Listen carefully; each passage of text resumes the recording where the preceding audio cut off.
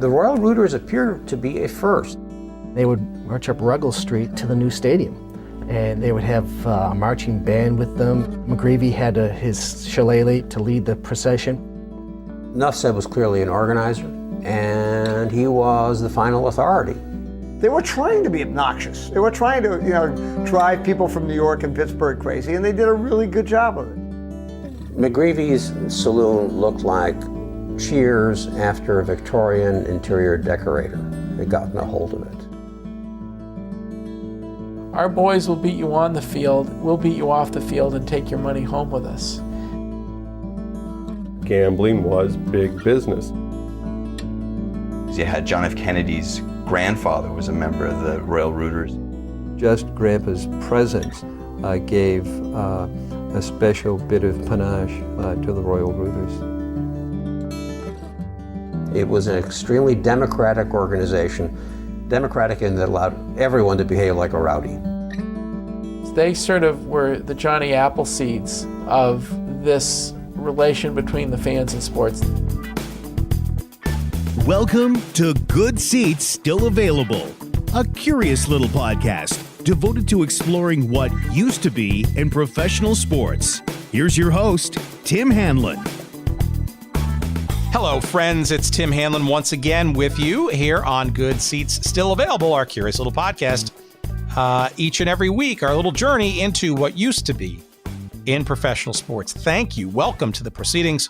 And we are going to slide safely, hopefully, into second base and back into baseball. It is postseason time after all, and what better opportunity to get into some more history and anecdotes about certain teams and leagues, etc., that may not exist anymore, which is our penchant, our little want on this little program.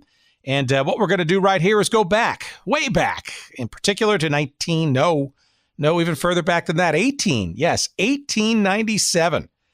And we are going to be exploring the heated and pitched battle for the National League pennant that was underway at that time between a team called the Boston Beaneaters, which you Atlanta Braves fans currently following and rooting for your team to succeed in this year's baseball playoffs will know that the origins of the Atlanta Braves go way, way back.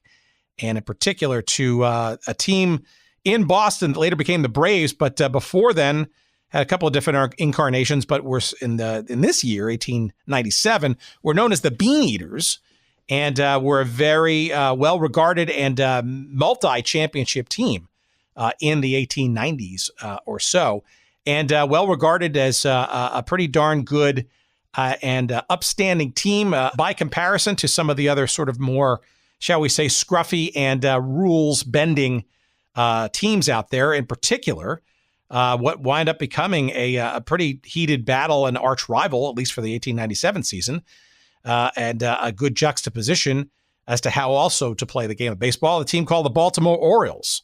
No, not the current day version, the one that finished dead last in the American League, and I think in Major League Baseball altogether this year, sadly. But no, the original version, the original professional version of the Baltimore Orioles was around this time. In 1897, they were in the National League. They actually only lasted in the National League for another 2 years, and then came back in other incarnations and names, borrowing the name of the team and all that kind of stuff. But make no mistake, they are not the direct lineage of the current Baltimore Orioles. That's for another show, for another day. But the Baltimore Orioles were, shall we say, by comparison to the Beaneaters of Boston, a little bit more, shall we say, on the edge or edges of how to play the game. A little bit more cunning, shall we say, certainly much more strategic and debatable amongst baseball historians whether they were actually cheating as well and bending the rules or perhaps even breaking them once or twice in a while. Ned Hanlon, a surname certainly that you are all familiar with on this little show. We think there may be some direct relationship with yours truly, your humble host. We don't know that for sure, but we will certainly get our family historians on the task of finding out whether the great baseball manager and prior to that, Hall of Famer and player Ned Hanlon, he was the one largely responsible for the very compelling and interesting and intriguing ways by which the Baltimore Orioles of the day, approach the game. And we're going to get into it with our guest this week. His name is Bill Felber, and his book is called The Game of Brawl, The Orioles, the Beaneaters, and the Battle for the 1897 Pennant. And my little story here about Ned Hanlon, again, Baseball Hall of Famer we Hanlons like to hang out with only the cream of the crop, right? You could argue that Ned Hanlon and the Baltimore Orioles, he's known as kind of the father of modern baseball by a number of historians and arguably well regarded as one of the game's greatest strategists. He pioneered sort of this term called inside baseball, which essentially was sort of an umbrella for things like, at the time were a bit more sort of advanced thinking, and to the point of being so advanced that people didn't even know if they were truly within the rules of the game. Things like the hit and run or the squeeze play, things we take for granted today, the sacrifice bunt, the double steal, even something called the Baltimore chop, which you'll want to stick around for and listen for. All of that and much, much more is encapsulated in this story that we're going to be talking about with our guest, Bill Felber. And again, the book is called The Game of Brawl, The Orioles, the Beaneaters, and the Battle for the 1897 National League Pennant, the only league in town. And we get into all kinds of interesting little anecdotes and stories, and I encourage you to take a listen. It's really interesting. I always learn stuff when we go to the Wayback Machine. Although it seems like it's dusty, musty history, it's actually pretty compelling stuff, and you will always find, as I did in this chat with Bill, some interesting lessons and takeaways that resonate even with today's game. So as you're sitting back, popping out, or popping open, there you go, a cold one, while you're watching some of the baseball playoffs this year, you might want to sit back and think about how some of the great lore and strategy of the game sort of came about. And this episode will certainly help you get to do that. So stay tuned for that chat with Bill coming up in a couple of seconds. A couple of promotional items to get out of the way first, though, please. We want to say hello and welcome to yet another new sponsor, our friends at 503 Sports. That's 503-sports.com, 503-sports.com. That's the URL. They fancy themselves as the king of throwbacks, and 503, of course, is a handy reference to the area code of beautiful Portland, Oregon, and environs. And I must tell you that our friends at 503 Sports have really, I think, cornered a nice little niche for themselves. And it's not just old logos and T-shirts, but literally they get into the remaking of jerseys and other wear as well. And if you're a USFL football fan, a previous episode or two to that, or the XFL, if you remember them, if you have some old WHA hockey memories and other sports and teams and leagues, you can not only get the shirts with the logos on them, but you can also get beautifully handcrafted, almost custom made, I think, jerseys and or sweaters from these teams with their original logos and color schemes from our friends at 503 Sports. I encourage you highly to check them out. It's 503 Sports. That's the name of them. It's 503-sports.com. And make sure that you write down and use this promo code SEATS, SEATS. Make sure you spell it right. Promo code SEATS when you check out at 503 Sports, and you're going to get 10% off of all of your purchases. I highly encourage you to give the king of throwbacks a try at 503 Sports. That's 503-sports.com. And again, that promo code SEATS gets you 10% off all of your purchases. And we thank the guys and gals out there in Portland, and we look forward to welcoming them for future episodes and hopefully some cool promotional stuff that we've already been talking about to come. We also want to say hello to our friends at Audible and remind you that audiobooks are there and available for you to enjoy, and you get a free one to try it out for yourself, courtesy of us. And that's audibletrial.com/goodseats. And there you're going to get a free download, actually, a free whole download of any book from their vast library of over 180,000 titles for you to try, to keep, to enjoy for as long as your device lives. So even if you decide to cancel the service after your download of your first book, you get to keep it for, like I said, as long as you have your device. And if you consider yourself a slow reader, no, slow listener, no problem there. You take as long as you want. But that book, that audiobook, is free for you, and we encourage you to give that a try. audibletrial.com/goodseats. You're going to get free 1 month trial of the Audible service and your free audiobook download. And again, it's yours to keep, and you can cancel at any time. There is no risk. There is no obligation. I don't know why you won't want to give that a try for yourself. Try a free audiobook. You don't like it, cancel the service, keep the book, listen to it, and just remember your friends here at Good Seats still available.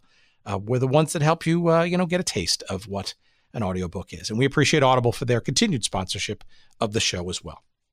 All right, so let's move on now, shall we, into our conversation with journalist and writer Bill Felber, and our discussion about the old school Baltimore Orioles, the Boston Beaneaters, and the classic challenge, the pennant race of 1897, coming up right here on the show.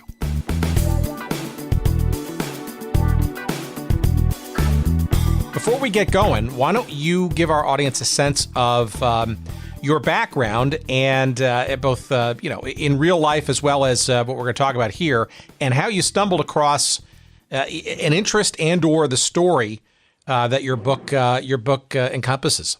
Sure. I am a retired newspaper editor by profession. That's how I made my living for 44 years, and didn't do anything in that line of work in the sports realm. I was entirely out of it, but I've always been interested in sports, and baseball in particular, and from Chicago originally, and developed an interest in baseball there. And so I've always pursued it as an avocation. Been a baseball researcher for 40 years.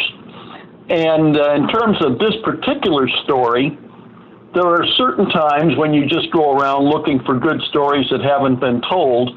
And when I took this assignment on, it really jumped. It was because it jumped out at me as one of the 2 or 3 moments in baseball history when the game really fundamentally was at the cusp of change. And I saw it as a chance to tell some of the elements of that change. So the story, though, right, is centers around, we're talking about a situation, 1897. It's a long, long time ago, right? And how, that's a pretty broad and sweeping statement to say that this one, perhaps amongst most of the others, given that long and torturous history of the sport of baseball, what specifically kind of stood out, and maybe how did you kind of even sort of stumble across it in the first place? Sure. What stands out about it is that these events occur at a time when baseball is really wrestling with fundamental kinds of things about how the game is going to be played, and by that I really literally mean the fairness issues of the equity of playing the game. Is it going to be, and that's one of the master narratives that I kind of go back to time and again in the book, is it going to be played by the rules, or is it going to be played by the cutthroat measures that emphasize winning at all costs? And this is really the most significant time in the game's history when that fundamental question was at issue. The previous 3 years prior to this, the time that this story takes place, the champions of baseball had been the Baltimore Orioles, who were an exceptional team in a lot of different ways, including many innovative ways. But some of those innovations, frankly, were just cheating. I mean, there's no other way to describe it. Some of them were not. Some of them were very innovative and are still around today. But some of them were simply cheating. And the fundamental question that was at issue was, is this the way baseball is going? Is it going to become a cutthroat game, or is it going to become a more civilized game, and which is going to be tolerated? And can any force stop a talented force that is dedicated to pursuing its ends by whatever means necessary? Now, you also asked me how I came upon the story. That's the easy part. There are various people who had remarked upon this in passing previously. In fact, I'm one of probably a few million people who have kept up with Bill James's various works. And I recall in one of them, I think it was the Historical Baseball Abstract back in the late 1980s, he listed various ideas he thought would be great books, and this was one of them. This Pennant race was one of them. Listed it as a sentence or two. And that always struck me as, oh, he's right about that. Nobody ever did it, so eventually I said, I'm going to do that. It needs to be done.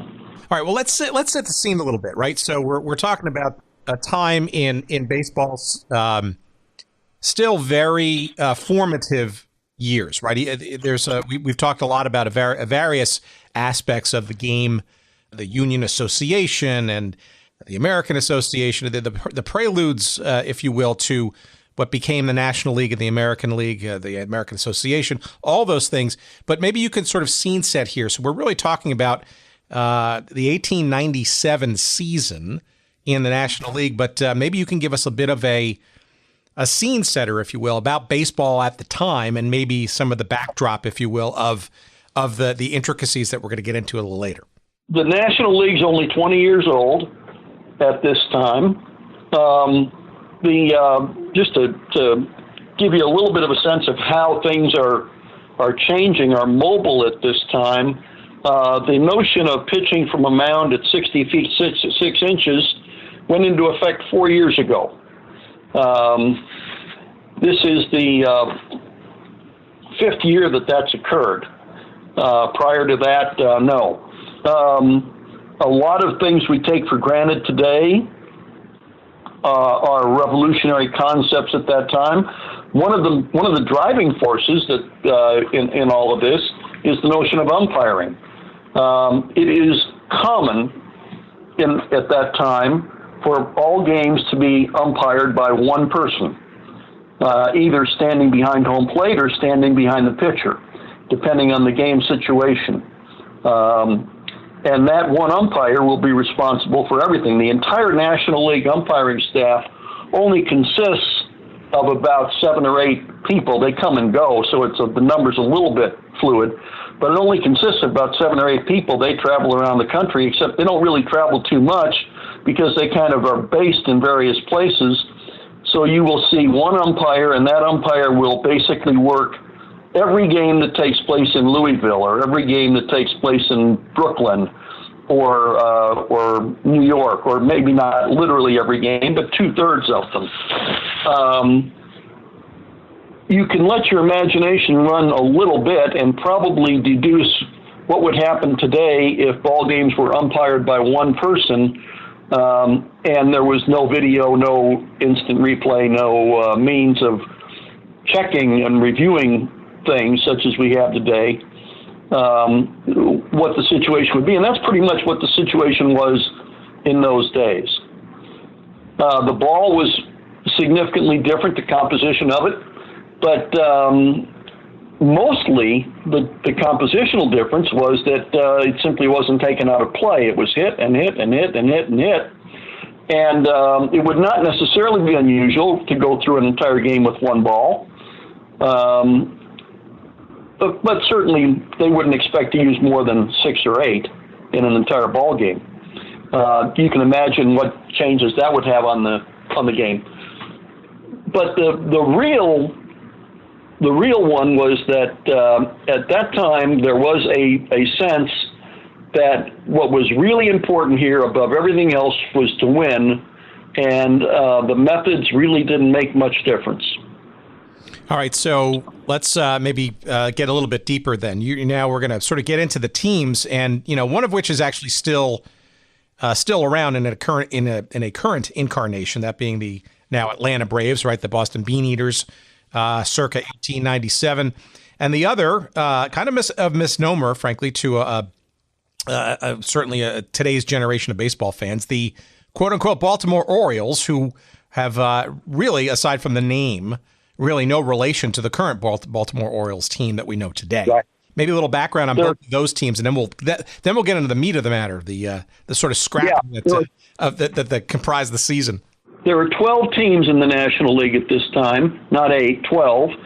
It is a consolidation of the National League and the American Association, which was a major league up until 1892, when it folded and was merged in with the National League.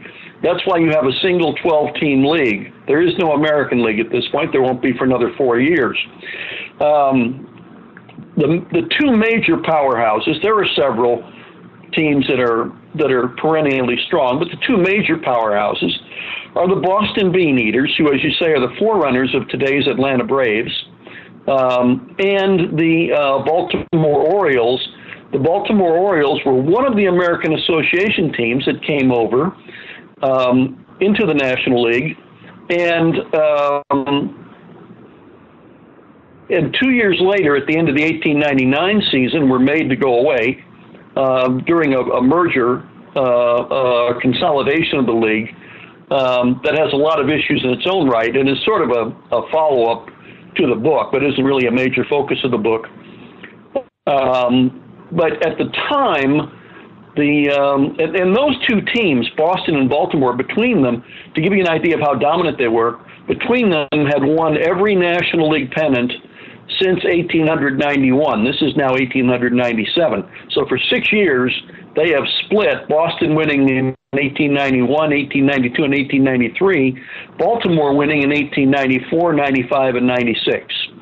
And they were really the two dominant forces in the league, as I say, with the occasional interference of New York, Cleveland might have a decent team, but they were the constants.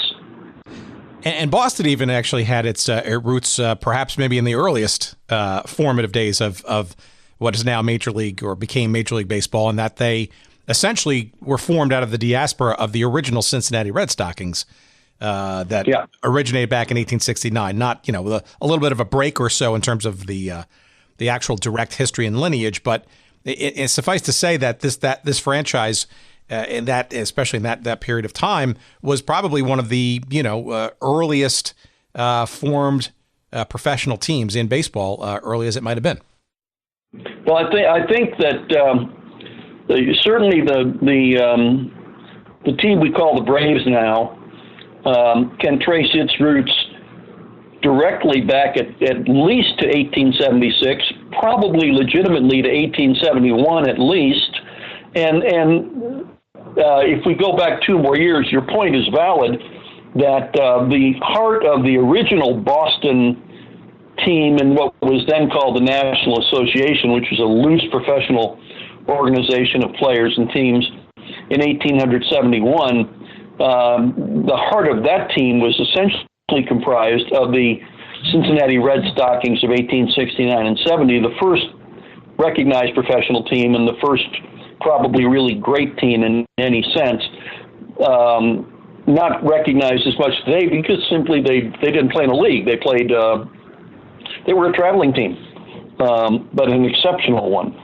Many of their players, when the National Association formed, many of their players went to Boston, formed the Boston team, which then moved into the National League 5 years later in 1876 when it was formed, and have been there ever since.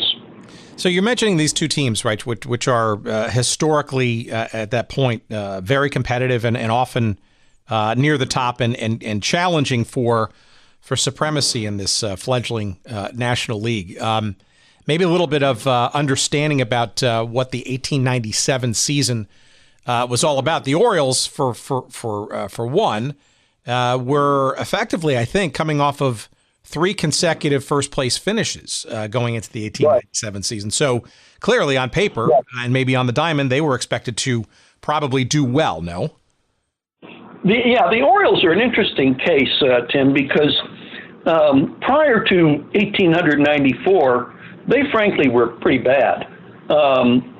They were never particularly good in the American Association, which is the league they had been in previously, moved over to the National League, and for a couple of years were bottom feeders. a couple things happened prior to the 1894 season. They hired a new manager. His name was Ned Hanlon. They hired Hanlon was a genius at transactions. He made some of the most phenomenal trades you could ever imagine making. They were absolute steals. He acquired Huey Jennings. He acquired Willie Keeler. He acquired Dan Brothers. He acquired Joe Kelly. All of these guys were going to be stars in the next few years for Baltimore. All of them would carry Baltimore to pennants. And frankly, he didn't give up anything for any of them. They were all basically rejects. And Hanlon saw something in them and brought them in. But the other remarkable thing about them was that they were inventive. They were really probably one of the first truly inventive teams in terms of strategy. They had a lot of guys who liked to sit around and brainstorm how to win baseball games. Huey Jennings, John McGraw, who was not a Hanlon product. He was in Baltimore previously with a couple of the bad teams. Kelly, guys like that, had a great affinity for trying to figure out in what way can we win. And that was really the only thing to care about. Some of those ways were legitimate, some of them weren't. And in 1894, this Baltimore team, with all these new figures and this relatively new manager, essentially exploded on the baseball world. Jumped from the middle of the pack in the National League to a comfortable pennant, and initiated this, if you will, dynasty, if that's not too strong a term for 3 pennants in a row, that carried them and carried them and carried them. So I know most of our listeners are desperate to know if there's any direct lineage between yours truly, your humble host, and the great Ned Hanlon, the Baseball Hall of Famer. You're going to have to answer that, yeah. We like to think there is. We have engaged a few of our distant and close relatives to find out the answer to that. But let's suffice to say for this conversation, let's assume that there's probably a branch or a leaf somewhere in the family tree. I'd make that assumption if I were you. Well, who knows? I mean, I don't have a great nickname like Foxy Ned did, but it's also pretty.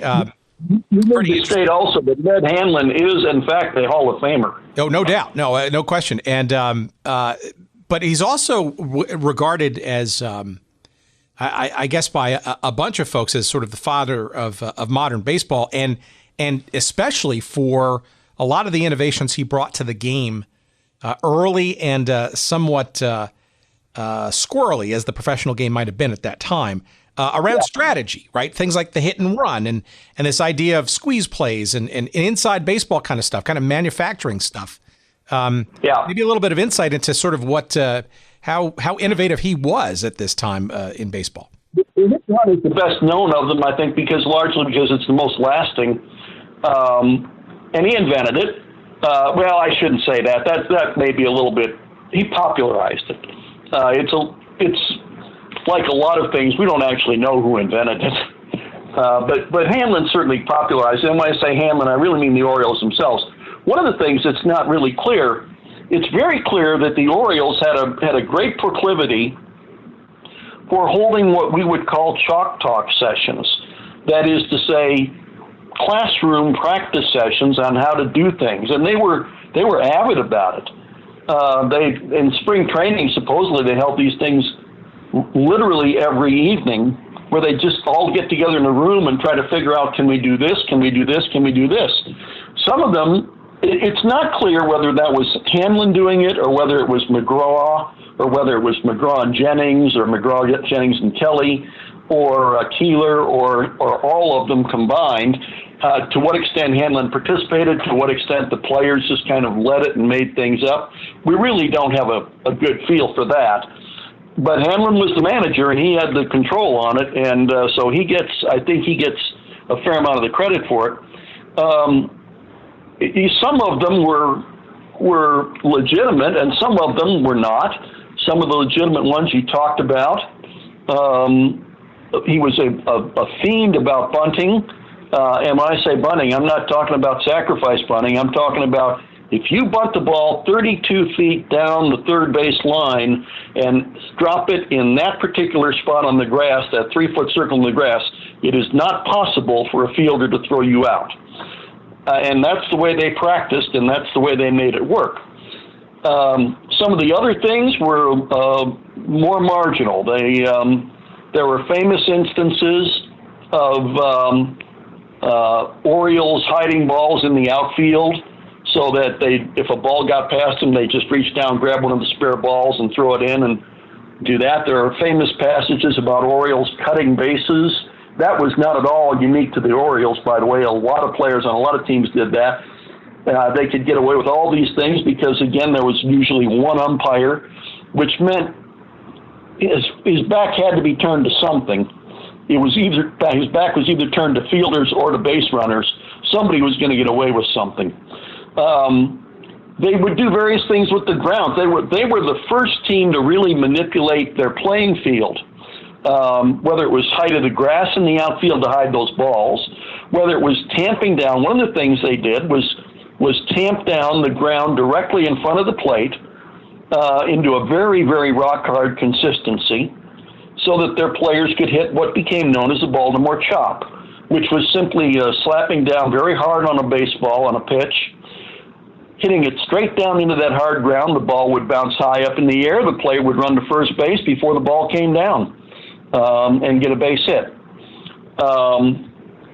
They had a groundskeeper named Murphy who would, it has at least been alleged, and I think there's reason to believe it, would seed soap suds into the area around the pitching mound. Now, why would he do that? Well, because in those days, if pitchers needed to dry off the ball, they would reach down for some dirt and dry it off and wet it, and they might rub some of it in their sweat. And if they were sweating, they might rub some of it on their face, and they would get soap suds in their eyes and irritate them. How did the Orioles avoid that? They knew where not to reach. They knew the area that was laced. It's a lot of those different kinds of stories that the Orioles became famous for. As I say, some legit, some not. Okay, so it sounds, to the untrained ear, that sounds a little like, or maybe a lot like, cheating. No? It is cheating. But you could get away with it because, again, you only had one umpire, and he couldn't see everything. So the glass half full listener would say that's simply trying to take advantage of and maximize to the best of your abilities the rules as they're written, and maybe even a little further so should there be perhaps a wandering eye or perhaps an umpire turned back while doing something. Interesting. Pushing the envelope, shall we say. Occasionally they got caught. There was one famous instance. It didn't involve the Orioles. It involved a Cincinnati Reds player where one of the umpires, it was a fellow named Tim Hurst, who was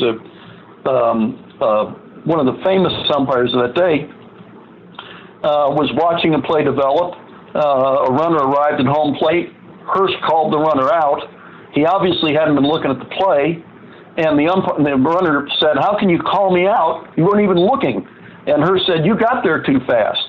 He knew he'd cut the base. That's kind of the way the game was played then. The other thing the Orioles were very good at was umpire baiting. They had no compunction at all about fighting with umpires, including literally fighting with umpires. They would intimidate umpires. Their language was coarse by the standards of 1897, which I think is still pretty coarse by the standards of today, at least in a ball field. They were confrontational. There are several instances in the game at that time of umpires literally quitting because they couldn't take the abuse that was handed out, not just by the Orioles, but primarily, but by other teams as well. So all of this coalesces into what becomes essentially a crisis in terms of how the game is going to be played. And it doesn't hurt that crisis any that the Orioles are winning. All right. Well, so we've established them. So let's paint the picture of the Boston Beaneaters by comparison. Yeah. How similar? How dissimilar?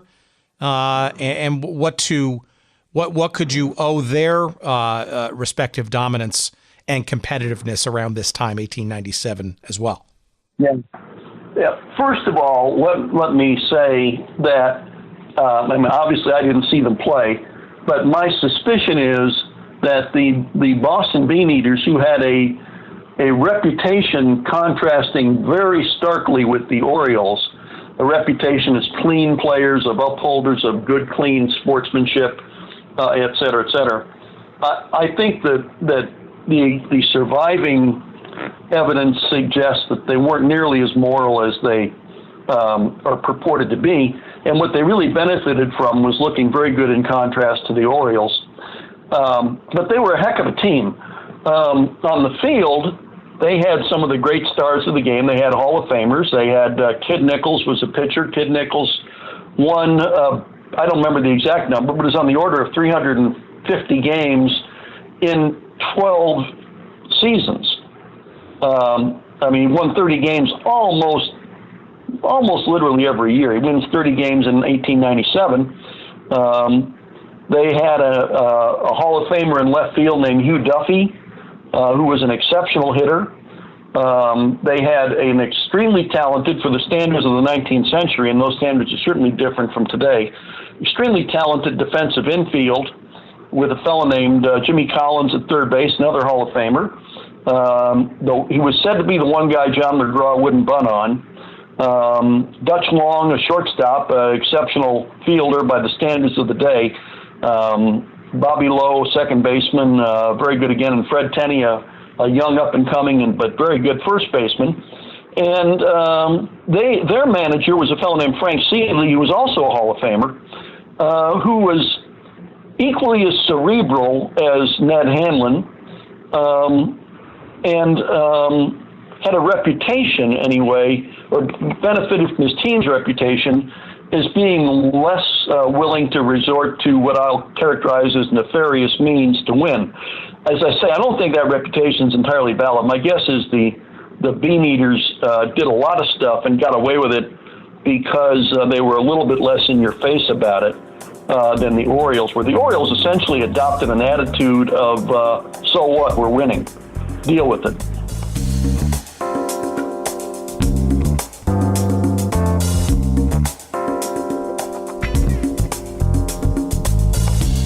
All right, hang in there. We'll be back to our conversation in just a minute. But, we got to pay the bills around here, and we want to wish well to our new sponsor in helping us pay some of those bills. It's MyBookie, and can't imagine a better sponsor this time of year as the pro and college football seasons start gearing up.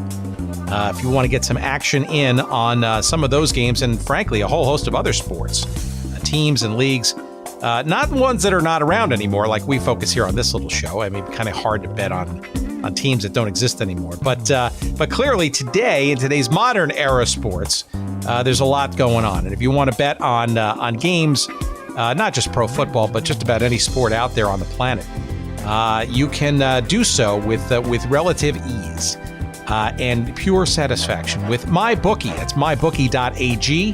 That's the website. If you use the promo code SEATS, they're going to match your initial deposit up to $1,000, dollar for dollar. That's the promo code SEATS, and they're going to match your deposit, your opening deposit, dollar for dollar up to $1,000, and that's going to be some handy coin to use in some of your first games that you bet with them at MyBookie, mybookie.ag. That's the website. You can bet in game. You can bet on all kinds of sports, both U.S., domestic, and internationally. And look, there's some other things, too. I think they've got some bets as we're recording this on things like the MTV Video Music Awards and all kinds of other fun stuff. So MyBookie is the place to go. It's mybookie.ag. And make sure you use that promo code GOODSEATS, and they're going to match your initial deposit dollar for dollar up to $1,000. And that's going to be a nice chunk of extra change to put to work with your inklings on who you think's going to win in various games, football and otherwise, as the season progresses. That's mybookie.ag. mybookie.ag. We thank them for their sponsorship, and don't forget to use that promo code SEATS to get that special deposit bonus. And now, back to our conversation.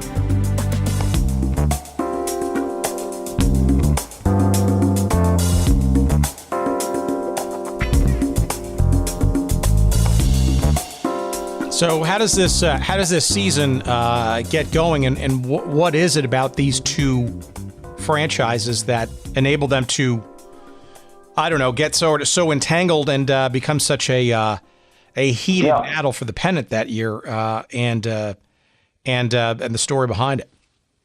Boston, of course, has a long history as long as you can have it in baseball at this time. Has a lengthy history of being basically a center of baseball.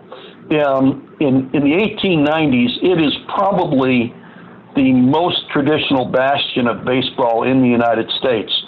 And that's largely because the Boston team has been so good for so long. It is the Yankees of the National League in terms of tradition. Baltimore is viewed as an upstart, particularly in Boston, where the news media and the fans view the Orioles as these rowdy, unworthy newcomers trying to come in and change the game and lower the property values, as it were. It's a little bit like if you have a neighborhood and you're the rich person in the neighborhood and somebody moves in next to you and adopts a very ostentatious lifestyle that challenges your position as the recognized leader and goes out and wins for 3 straight years. You want to change that. And that's what Boston takes this on essentially as a crusade, driven in part by the fact that of the way the game is played, and with all the cheating, which is very obvious to the fans, of course, they can see it right in front of them, that Baltimore appears to be constantly getting away with. That Boston sees that as a threat to the game, and essentially in the media and in the public at the time turns this pennant race into almost a biblical kind of good versus evil kind of thing, that we have to beat Baltimore to save the future of baseball. It's literally cast in that means in some fashions at some times. So when is this? How does this season sort of unfold? When is it getting evident that these two teams in particular are going to sort of? It starts right away. It starts right away. The first 3 games of the season are played in Baltimore against Boston, and it starts with a parade where Baltimore parades the championship banner all through the town, right through town, and Baltimore, lo and behold, sweeps the series, wins all 3 games. So right away you have Baltimore putting its foot down on that. But Boston recovers, and by the middle of the season, the two teams are in first and second place and kind of rocketing along with not much of a significant challenge. In those days, you played a 134-game schedule, but you only, because there were 12 teams, you only played each other 4 times, twice in each place. One at the, you played a double home and home. Boston plays Baltimore again in the middle of the season and wins, I'm looking through my stats here, wins 2 out of 3, but then plays them again in August in Boston and loses 2 out of 3 in a very heated series that takes place at the time. Let me look up real quickly here the standings. At the time that this series is played, Boston is in first place by 2 games over Baltimore. Boston's record is a winning percentage of 682. Baltimore's is 667, which is not too bad for a second place team. And there is one other team at that stage that's anywhere close to them. The others are well back. Baltimore wins 2 out of 3, and that game was marred by a fist fight between one of the Baltimore players, very aptly named one, Dirty Jack Doyle, who was named Dirty Jack Doyle not because he rolled around in the dirt, but literally because he was a dirty player. And the umpire, a fellow named Thomas J. Lynch. There are literal fisticuffs exchanged, and Lynch is injured. And the next day, the National League, to play the concluding game of this 3-game series, has to bring in a rookie umpire from a minor league to handle the rest of the series, because Lynch refuses to umpire it because he got beat up in that ball game. The season progresses from there. That's the third of the 4 meetings between the two teams, and from there, they gradually both kind of go on these long winning streaks. So that, just to give you an example, by early in September, Boston is now winning at a 70% percentage rate. So is Baltimore. Boston's record is 78-34. Baltimore's is 75-33. Baltimore's 1 game behind Boston, and nobody else is within 7 games of the lead. And they both go on and win 18 of the next 22 games, just destroying the competition. So that by the time we get to their final meeting, which is a schedule maker's dream, it takes place on in the last week of the season, with just a couple games to go afterward. They are both a mile out in front of everybody else, but within a half game of each other. And they have been within a half game of each other for the entire month. How about the bad blood, though? It seems like this that's pretty clear that the teams did not like each other, and probably not the same level of gentleman's agreement, I guess, versus, say, the Pittsburgh Pirates or the Chicago Colts or the Cleveland Spiders of the day. Yeah, I have not seen direct evidence that the players ever fought on the field. As I said, it's clear that players fought with umpires. They fought with other players from other teams. I have not seen direct evidence that the Orioles and the Beaneaters themselves got into fisticuffs.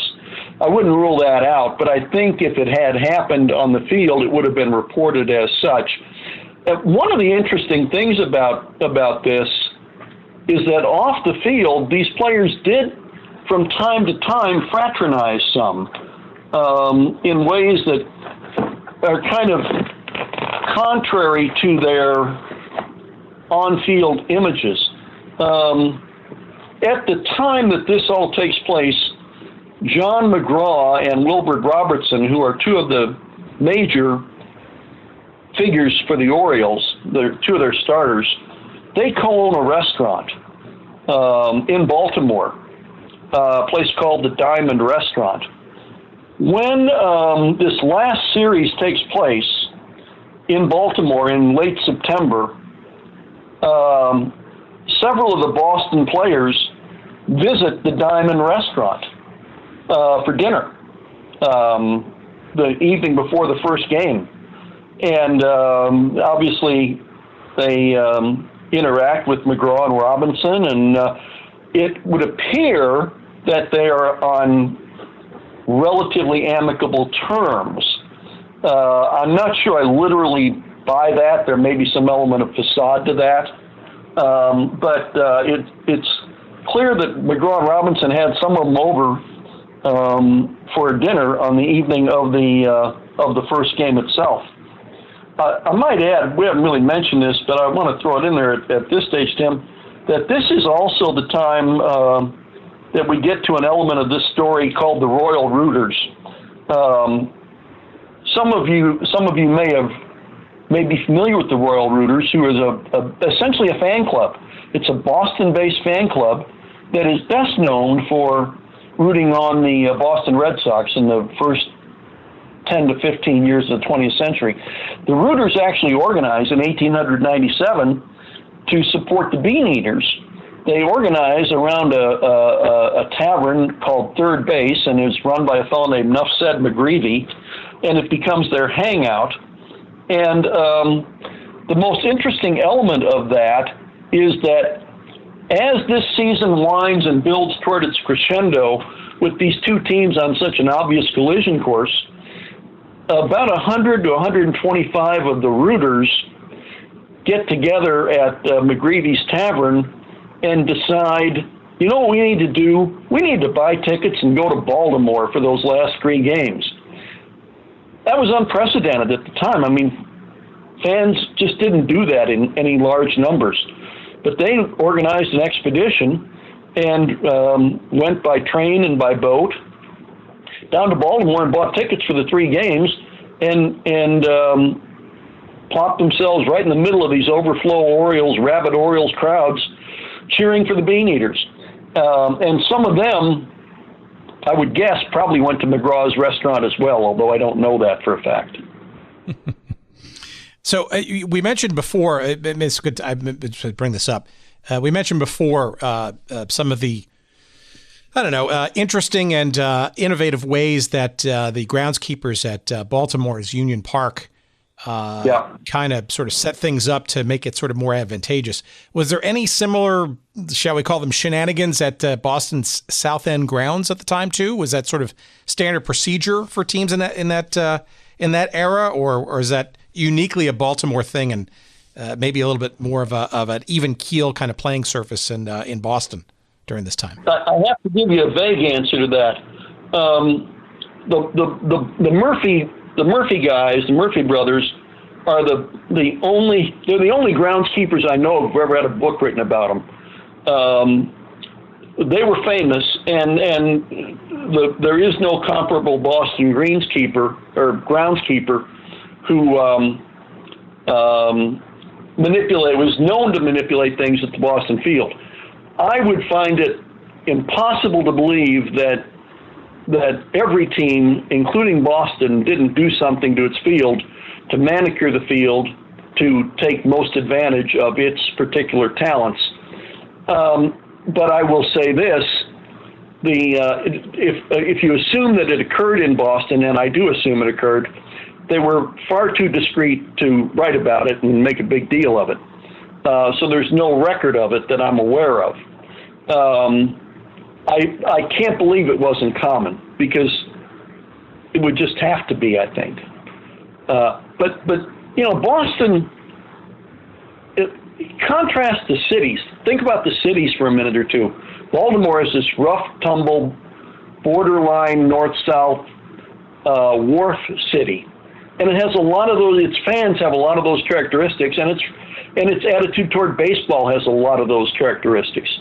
Boston is, at least in perception, in the 1890s, a very patrician, very reserved, very religious city, and its fans and its writing brings a lot of that ethic to it.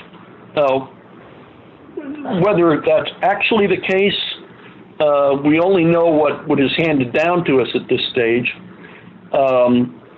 My guess is it wasn't actually the case, at least not entirely, that there was a fair amount of things going on with Boston too, but it was presented as a lot of the things that the Orioles chose to do with their field that Boston was above and that really weren't proper, and that therefore they wouldn't do them, and they looked down on Baltimore for doing them. The relative high road, if you will.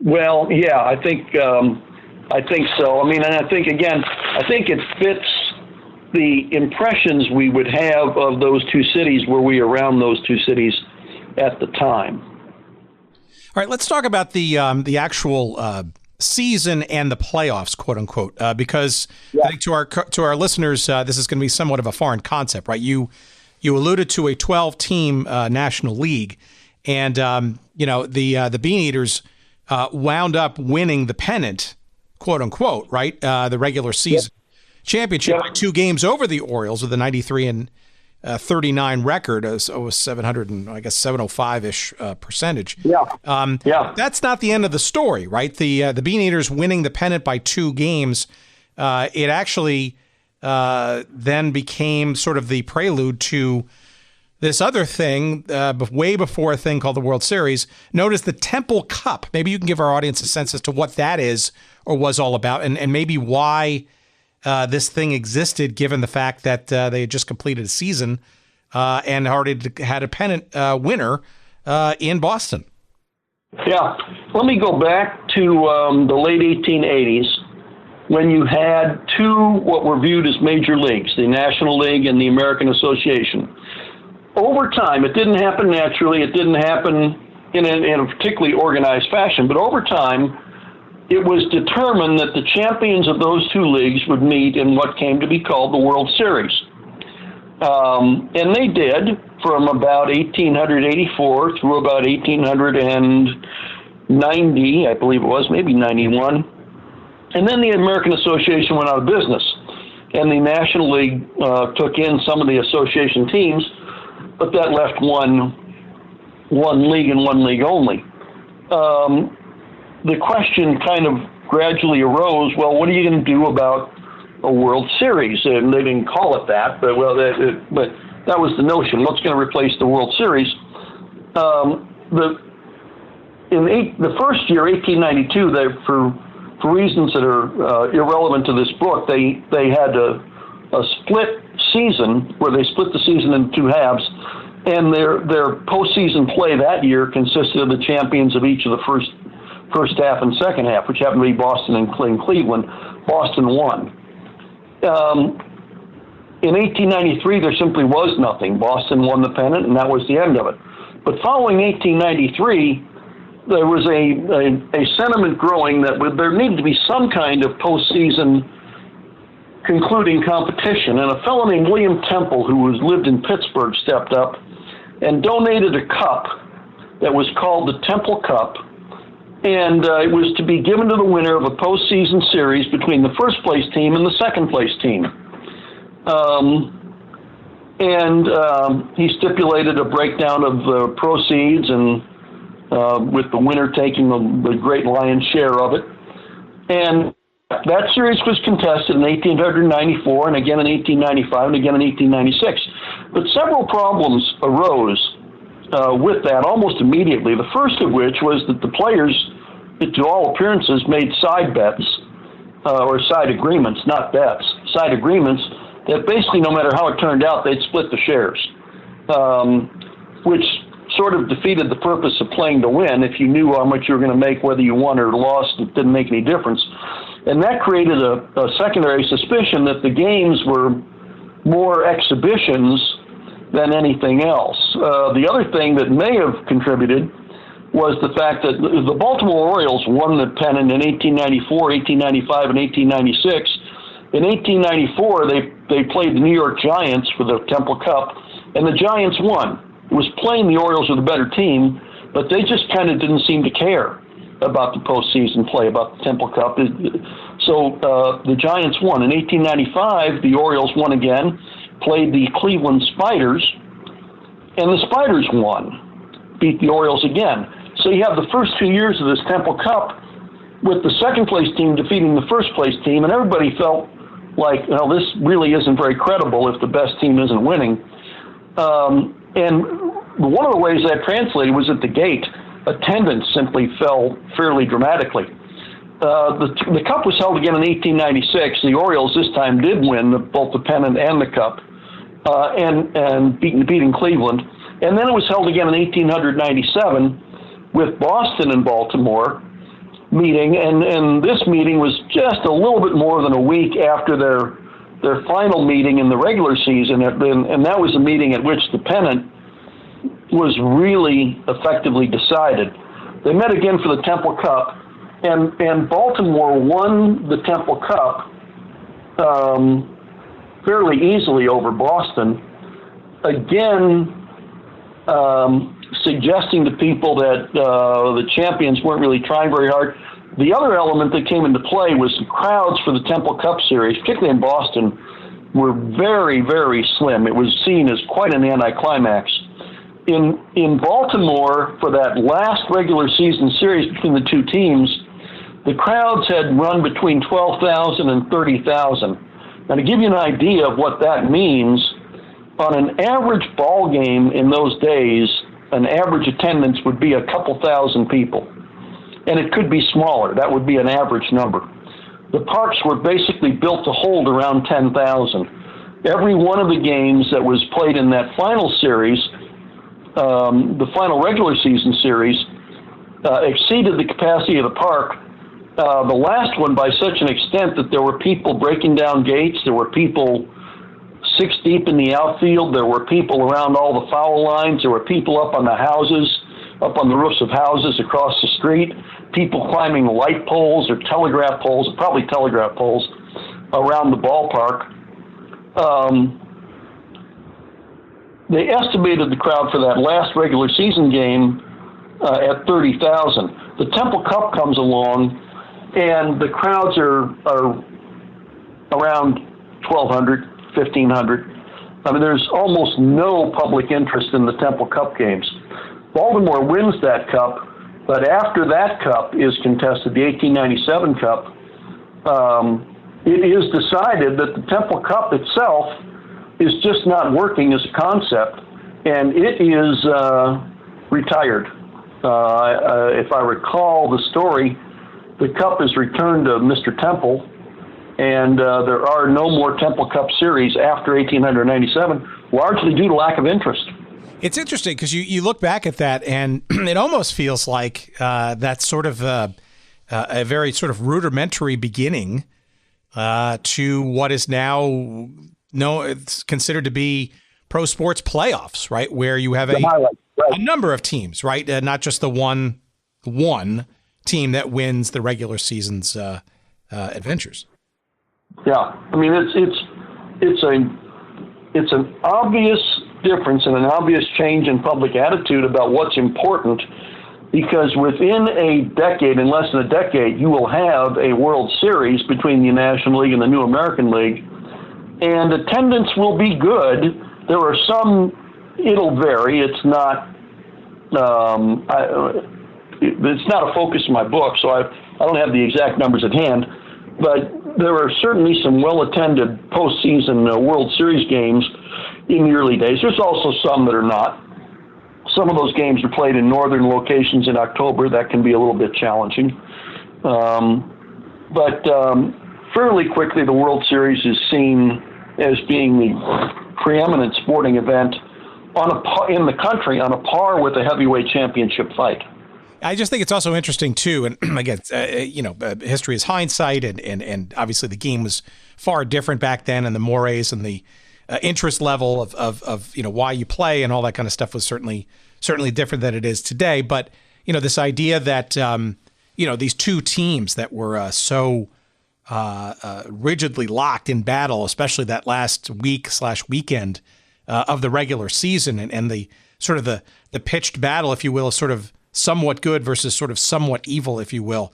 The pennant having been determined that fans wouldn't sort of embrace, and the players as well, maybe with a little extra coin to boot, a few more games to kind of, sort of revel in their disdain for each other and maybe sort of continue the fun and frivolity.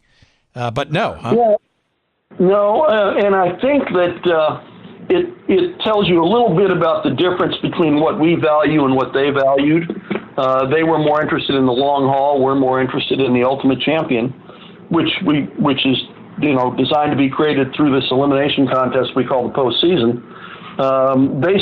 They put more value in the regular season than they did in the postseason. In fact, one of the interesting things is that after this is all over with and the last game is played in this climactic regular season series, and Boston has not literally clinched the pennant, but pretty close to clinch the pennant, winning 2 out of 3 from Baltimore in Baltimore.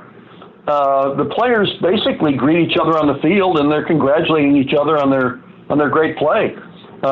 It does not devolve into fistfights. It does not devolve into recrimination or fighting.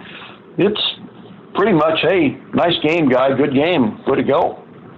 So what came of all of this, right? So Boston sort of vanquished the evil empire, if you will, of Ned Hanlon's, shall we say, not always above board Baltimore Orioles. But the Orioles didn't last much longer after that, did they? No, two things take place here that shape the thing. One of them is very fundamental. The National League decides, we need 2 umpires. And within a few years, you have a 2 umpiring system becomes common in baseball. 2 is not really sufficient by today's standards, but it's a darn sight better than 1. And it eliminates the opportunity for much of the cheating. You take away the opportunity, you take away the cheating. The second thing that takes place is the broader context. A lot of this takes place within the context of the ownership of the game itself, which is 12 teams run by 12 people. And there is a fight off the field taking place as well, basically for the soul of the game, as to whether it's going to be run legitimately or run basically as a business cartel. There's a faction of owners who want to run this as a cartel, fundamentally, to the extent of having multiple ownership of multiple teams. And this is one of the things that makes some of the teams go away in a couple of years, because the player transfers where an owner owns a couple of teams and sends all the good players to one team and all the bad players to another. It creates competition imbalances. So there's this kind of good versus evil narrative, if you will, up in the ownership boxes as well. That takes a couple more years to resolve. But by about 1902, the notion of a baseball or a national league as a corporate interest that will be run from the corporate office and essentially become wrestling, professional wrestling, more of a baseball exhibition than a true legitimate contest, that basically eventually goes away. And one of the ways that it goes away is to eliminate some of the teams, and they consolidate down from 12 to 8, and 4 of the teams are eliminated. One of them is Baltimore, the Baltimore Orioles. And in part, they're eliminated because how could such a great team be eliminated within a couple of years? Well, because the Orioles were owned by a guy who also owned the Brooklyn Dodgers. And after 1898, he sends all of his good players to the Brooklyn Dodgers, and the Orioles fall right off the map. The Dodgers win the pennant with Willie Keeler and a bunch of former Orioles. And so that ultimately, within a year or two, gives rise to the American League, which has Ban Johnson looking at the cities that have just been cut by the National League and saying, I can build a very respectable major league myself out of the places they've let go, and proceeds to do so. And taking advantage at the time, as he does, of a public notion, which doesn't really turn out to be reality, but somewhat does, that he's going to run a more moral league than the National League. So that continues the kind of good versus evil narrative, with the American League becoming the good place and the National League becoming the bad. The Boston Beaneaters, by the way, fall right down into the nether regions of the National League, in part because their players were getting old, and in part, but in a large measure, because most of their good players went to the new Boston team in the American League when Ban Johnson organized that team there. Most of the Beaneaters went right over to the team that was called the Boston Americans and eventually becomes the Red Sox. So I'm also curious about how the sport was viewed by fans at this time, because we also have to remember too that there was, aside from newspapers, really not a whole lot in terms of shall we call it even modern communications, right? But this is this battle, this pennant, 1897. This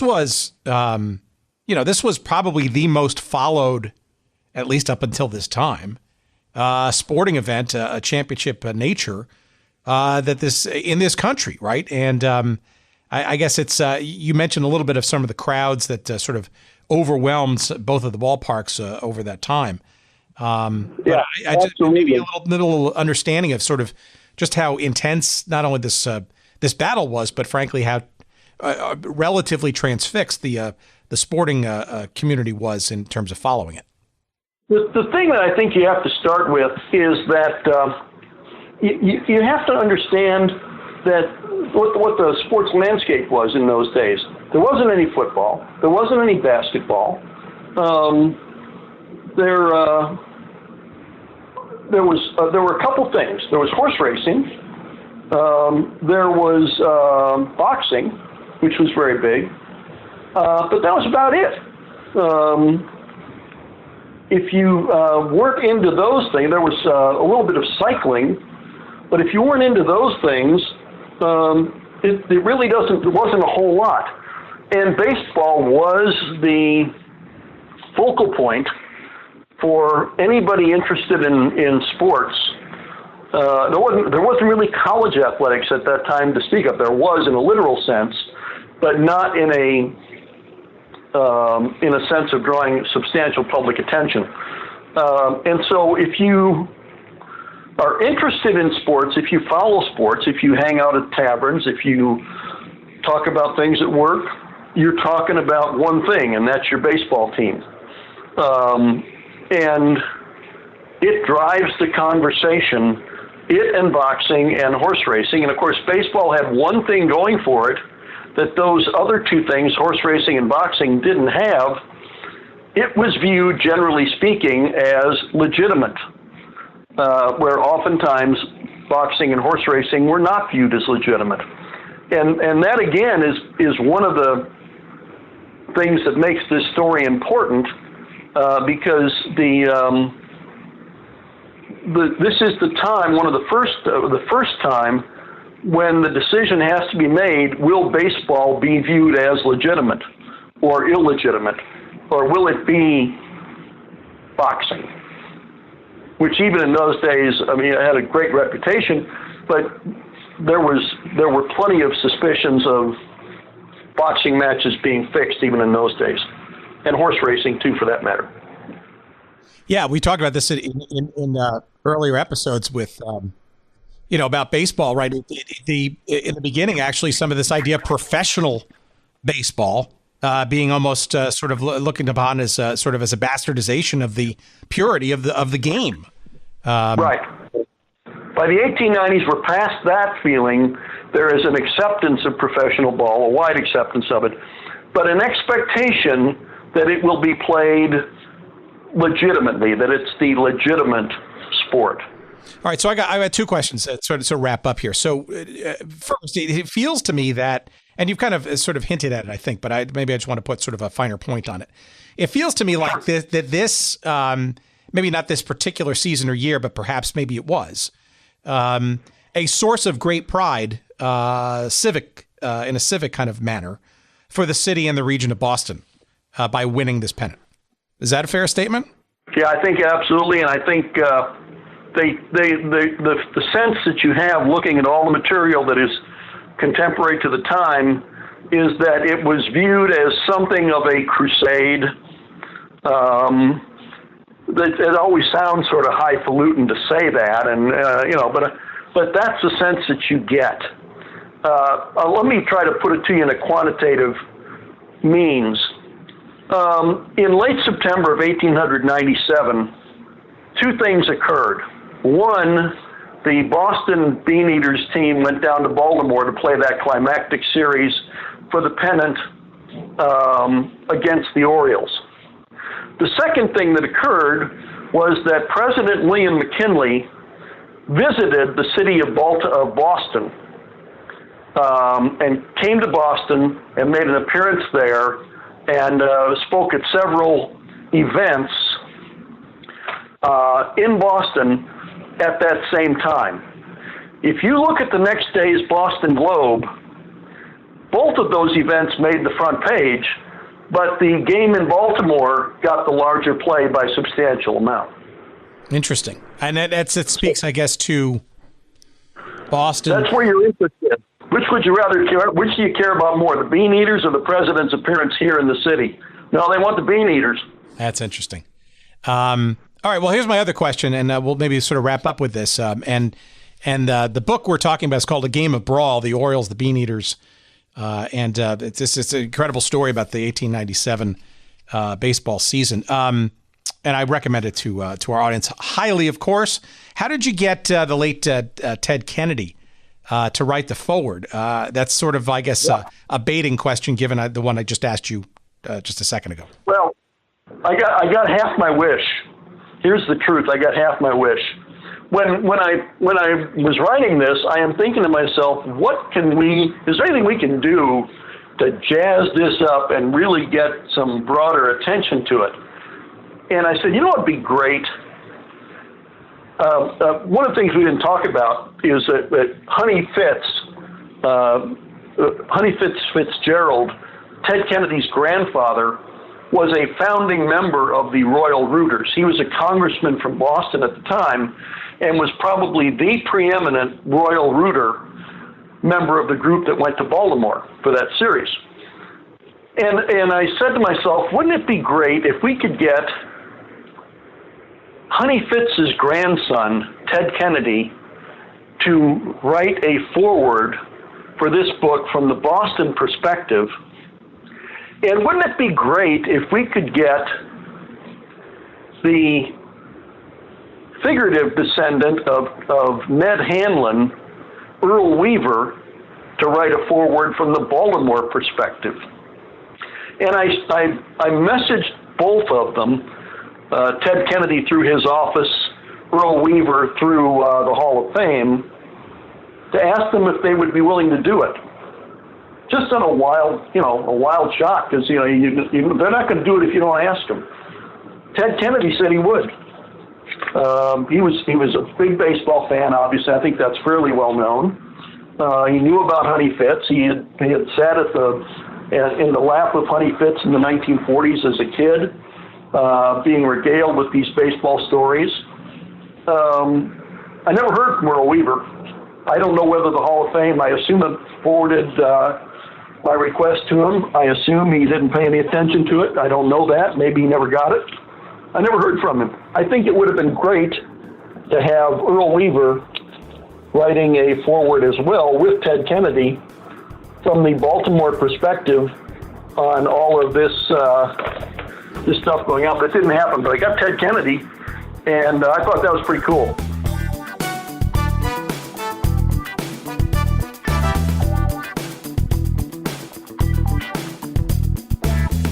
Alrighty then. Thank you to our friend Bill Felber for telling us a little bit more about the 1897 baseball season and the pennant chase. And I learned, as I always do every week, interesting new tidbits that allow me to be somewhat entertaining at various cocktail parties that I might go to for at least a couple of minutes. And this episode did not disappoint in that regard either. So I've got a whole boatload of notes for my next party. So watch out. If I'm invited to a party near you, you may know some of the things I'm going to try to impress you with from this episode for sure. The name of the book, again, is A Game of Brawl, B-R-A-W-L. Get it? The Orioles, the Beaneaters, and the Battle for the 1897 Pennant. It is available wherever good books are found. It is published by our friends at the University of Nebraska Press. We will have a link, of course, to it in this episode description, which you will find on our website. That's goodseatsstillavailable.com. And just search up this episode with Bill Felber, and you will find not only a little synopsis about the show, but you'll find a link to the book and some other goodies as well. And of course, that is the place to also go just to check out what's going on with the show. You want to find an old episode.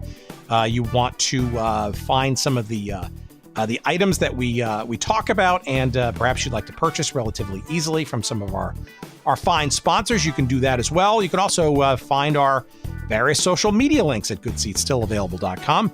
On Twitter, that's at goodseatsstill. You can follow us there. You can follow us on Instagram at goodseatsstillavailable. You can also friend us on Facebook. We've got a little page devoted to our show there. You can also send us email, either directly from the site or just punch up this email address. It's hello@goodseatsstillavailable.com. You can always send us a mail directly that way. And gee, I don't know what else. We appreciate your listening, of course. And we also appreciate our friends at Podfly Productions for helping us produce this episode yet again, and their fine methods of doing so. And of course, Jerry Payne, the good doctor, our chief cook and bottle washer when it comes to putting all these pieces together. We thank him tremendously and profusely. And again, if you want to get involved in podcasting and need some help, by all means, check him and them out at podfly.net. Okay, that's it for this week. And we're going to leave you with an interesting little audio recording all the way back to 1903, which is a few years after the topic that we talk about today, 1897. But it is probably, I think, one of, if not the earliest known recordings of the song that became kind of the theme, if you will, for the Royal Rooters in Boston, which, as you heard, started in 1897. And this is sung by Billy Murray, and it is from 1903. And obviously, you Boston Red Sox fans know it now as your sort of historical theme song. But remember, friends, as we leave you, 1897 is when the Royal Rooters got started, and their original crush was for the team known as the Boston Beaneaters. And we leave you with the Billy Murray version of Tessie, You Are the Only Ole. Until next week, take care. Tessie, sung by Billy Murray, Columbia Records.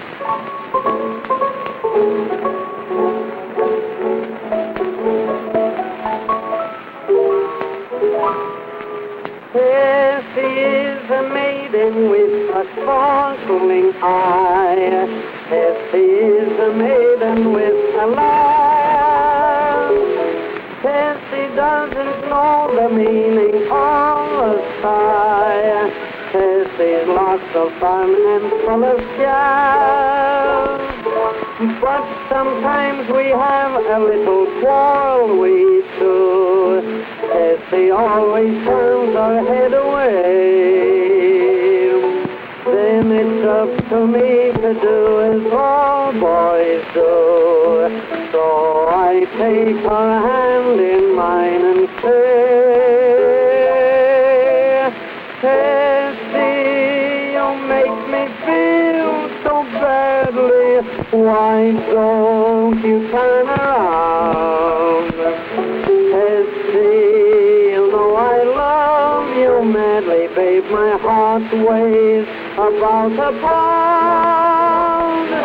Don't blame me if I ever doubt you. You know I wouldn't live without you, Tessie. You are the only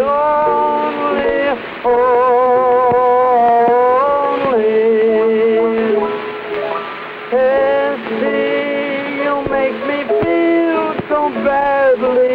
Why don't you turn around? Tessie, I love you madly, babe. My heart weighs about a pound. Don't blame me if I ever doubt you. You know I wouldn't live